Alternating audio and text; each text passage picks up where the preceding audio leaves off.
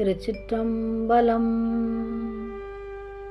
மொய்யார் தடம் பொய்கை புக்கு முகேரென்ன கையார் குடைந்து குடைந்துன் கழல் பாடி ஐயா வழியொடியும் வாழ்ந்தோம் கான் ஆரழல் போல் செய்யா வெந்நீராடி செல்வா சிறுமருங்குள் மையார் தடங்கண் மடந்தை மணவாளா ஐயா நீ ஆட்கொண்டருளும் விளையாட்டின் ஒய்வார்கள் ஒய்யும் வகையெல்லாம் ஒய்ந்தொழிந்தோம் எய்யாமற் காப்பாய் எமையேலோர் எம்பாவாய்.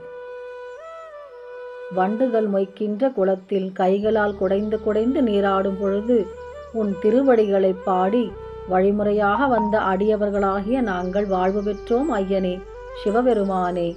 ஆர்க்கின்ற நெருப்பு போன்று சிவந்தவனே, திருவெண்ணீற்றை பூசும் செல்வனே, சிறிய இடையையும் மை நிறைந்த அகன்ற கண்களையும் உடைய உமையம்மையின் மணவாளனே, ஐயா நீ ஆட்கொண்டருளும் திருவிளையாடலில் உய்யும் அடியார்கள் ஒய்யும் வகையில் நாங்களும் ஒய்ந்துவிட்டோம்.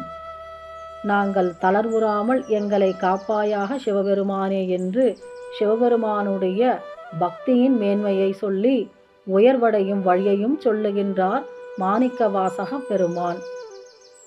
அடியவர்களை போற்றி பாடினால், சிவபெருமானை உயர்த்தி பேசினால் அவனுடைய அடியவர்களாகிய நாங்கள் உய்வு பெறுவோம். இதற்காக நாங்கள் பக்தி செய்வோம், பக்தி செய்து நாங்கள் மேன்மையுறுவோம் என்று சொல்லி சிவபெருமானை போற்றி பாடுகின்றார்கள். ஓம் நமச்சிவாய.